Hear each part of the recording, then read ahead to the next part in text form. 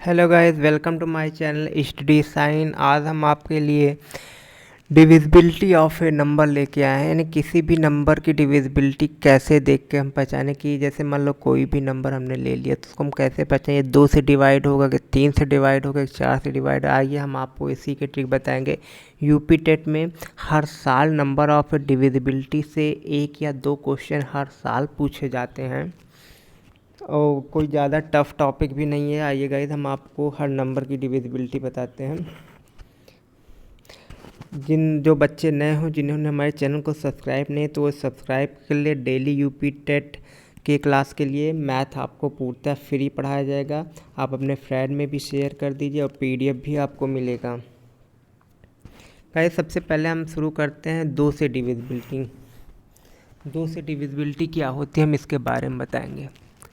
अगर बात करें दो से डिविजिबिलिटी, कोई भी नंबर 2 से डिविजिबल कब होगा, यदि किसी नंबर के लास्ट मतलब इकाई का अंक में 0 हो, 2 हो, 4 हो, 6 हो या 8 हो। मतलब कोई किसी भी नंबर के लास्ट में 0 हो, 2 हो, 4 हो, 6 हो या 8 हो, या कोई इवन नंबर सीरीज हो, तो वो क्या कहते हैं, 2 से पूर्णतः डिविजिबल होगा।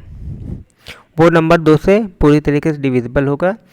आपको कोई भी इवन नंबर लास्ट में या इकाई के अंक में दिख जाए तो नंबर 2 से भी, जैसे एग्जांपल के तौर पे 97532, ये नंबर 2 से पूर्णतः डिविजिबल है। इसके यूनिट डिजिट या इकाई के अंक में देखते हैं हम लोग, एक इवन नंबर 2 दिख रहा है, तो इसलिए 2 से पूर्णतः डिविजिबल है। अगर इसी के यूनिट डिजिट में 8 हो जाए तब पर भी डिविजिबल होगा, 10 हो जाए तब पर भी यह पूर्णतः 2 से आपको डिविजिबल मिलेगा ही मिलेगा। 2 से डिविजिबिलिटी बहुत ही आसान है। आइए अब नेक्स्ट 3 से डिविजिबिलिटी सबसे ज़्यादा इम्पॉर्टेंट है, बहुत बार पूछा जाता है 3 से डिविजिबिलिटी क्या होती है।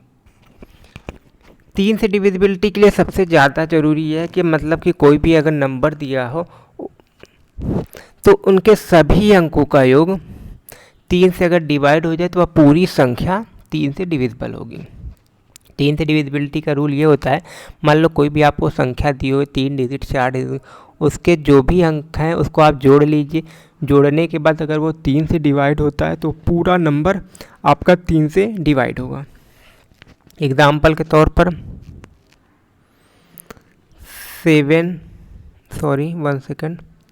7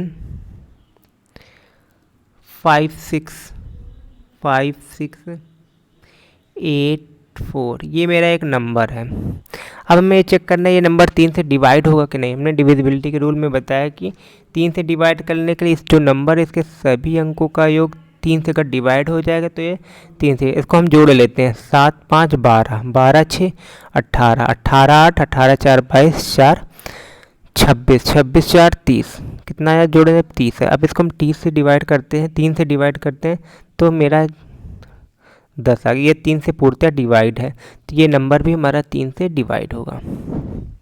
ये होता है 3 से डिविजिबिलिटी का रूल। आइए एक एग्जांपल और देखते हैं जिससे और भी क्लियर हो जाए। 3 की डिविजिबिलिटी काफ़ी बार पूछी जाती है। जैसे एक एग्जांपल मैंने लिया 9 6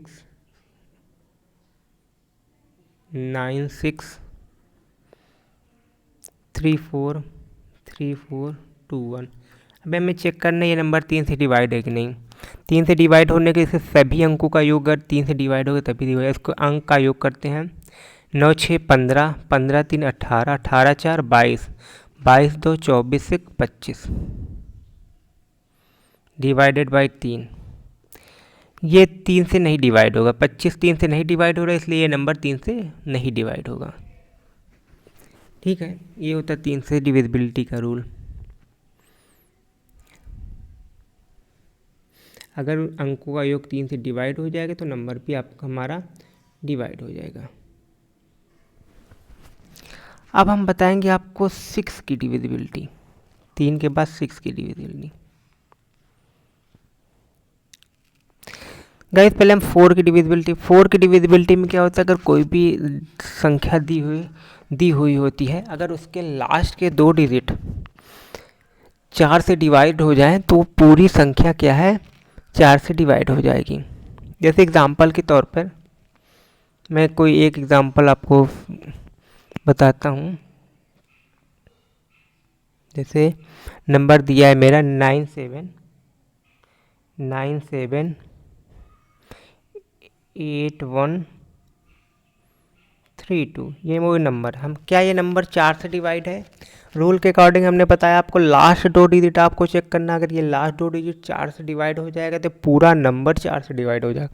हालांकि ये लास्ट 2 डिजिट 4 8 32 डिवाइड हो रहा है, इसका मतलब ये पूरा नंबर 4 से कम्प्लीटली डिवाइड है। ये होता है 4 की डिविजिबिलिटी। 5 की डिविजिबिलिटी हम सभी लोग जानते हैं। 5 की डिविजिबिलिटी के लिए सीधा सा रूल है, या तो 0 होना चाहिए तो 5 होना चाहिए, तब नंबर 5 से डिवाइड होगा। ये होता है 5 की डिविजिबिलिटी। अब नेक्स्ट है 6 की डिविजिबिलिटी।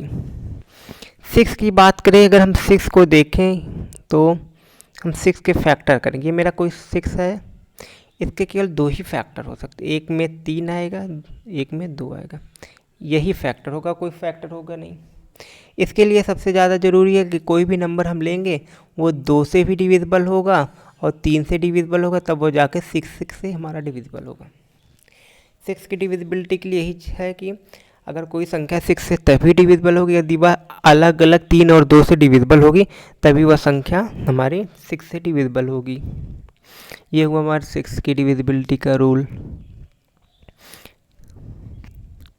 अब हम आपको बताएंगे 9 से डिविजिबिलिटी। 9 से डिविजिबिलिटी कैसे होती है, इसको मिटा दें।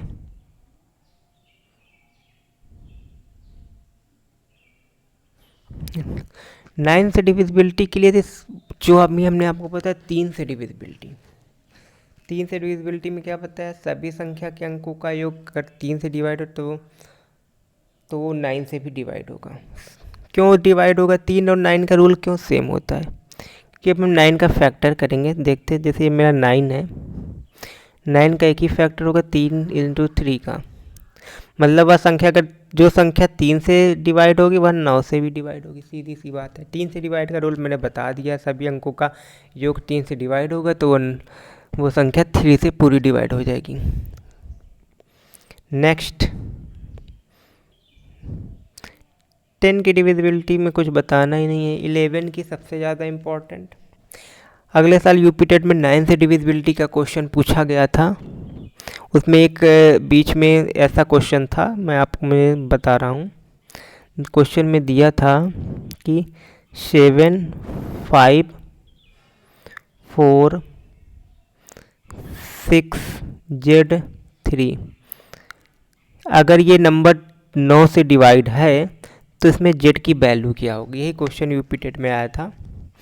तो 9 से डिविजिबिलिटी के लिए हमने अभी बताया सभी संख्याओं का योग 9 से डिवाइड होना, संख्या के योग करते हैं 7 5 12, 12 4 16, 16 6 22, 22 3 25, ये 25 हो गया डिवाइडेड बाई 9, मतलब कि 9 त्रिक 27, 27 होना चाहिए। ये हमारा क्या है 25 2 कम है, जेड की वैल्यू क्या होनी चाहिए, अगर जेड की वैल्यू 2 रख दे तो हमारी संख्या पूरी 9 से डिवाइड हो जाए, यही क्वेश्चन पूछा गया था। 11 की डिविजिबिलिटी सबसे ज़्यादा इम्पोर्टेंट है, लेकिन उसके पहले हम आपको 8 की डिविजिबिलिटी बताएंगे। 4 में तो हमने बताया था लास्ट 2 डिजिट, 8 की डिविजिबिलिटी में आपको लास्ट 3 डिजिट देखना होगा बस, और कुछ नहीं करना। मैं कोई एग्जांपल से आपको बताता हूँ 8 की डिविजिबिलिटी में, जैसे कि ये एग्जांपल है 6 7 9 5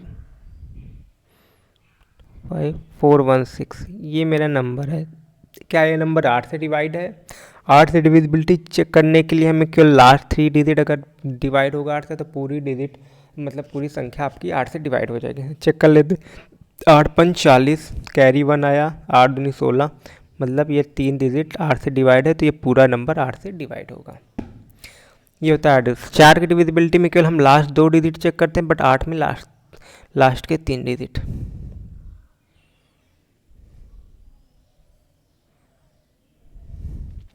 इलेवन की डिविजिबिलिटी क्या बोलती है?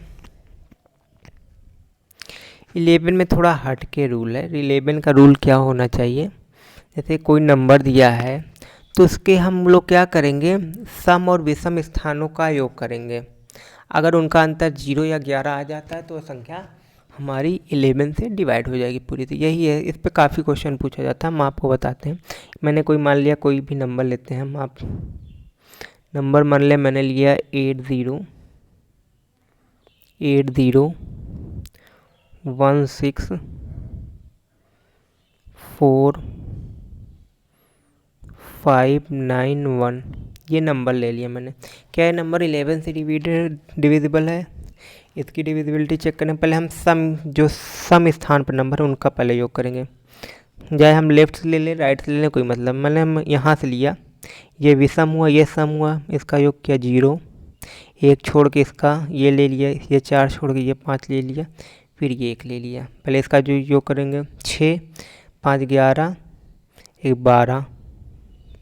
ठीक है, अब हम विषम स्थान कर लेंगे। विषम स्थान में हम अलग चिन्ह बनाते थे।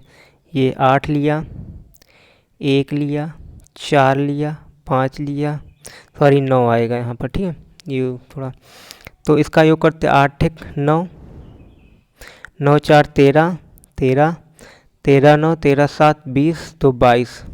कितना आया? 22 माइनस 22, घटाएंगे कितना आएगा? 10 आएगा। 10/11 हो गया। मतलब ये संख्या हमारी 11 से डिविजिबल नहीं होगी। क्यों नहीं डिविजिबल होगी? अगर यहाँ पर 11 आ जाता तभी तो डिविजिबल होगी। या तो 11 से पूर्णतः डिवाइड हो जाए, या तो इनका अंतर 0 हो जाए। यही हमारा एग्जाम्पल होता है 11। आइए एक और एग्जाम्पल हम आपको दिखाते हैं।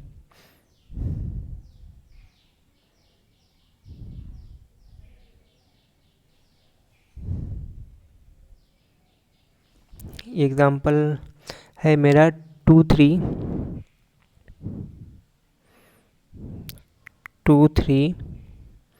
6 9 6 9 7 0 6 9। ये मेरा नंबर है। इसमें भी वही रूल लगाएंगे। पहले हम लेंगे विषम स्थान का, ये है 1 6 7 6। इसको ऐड करने में कितना आएगा?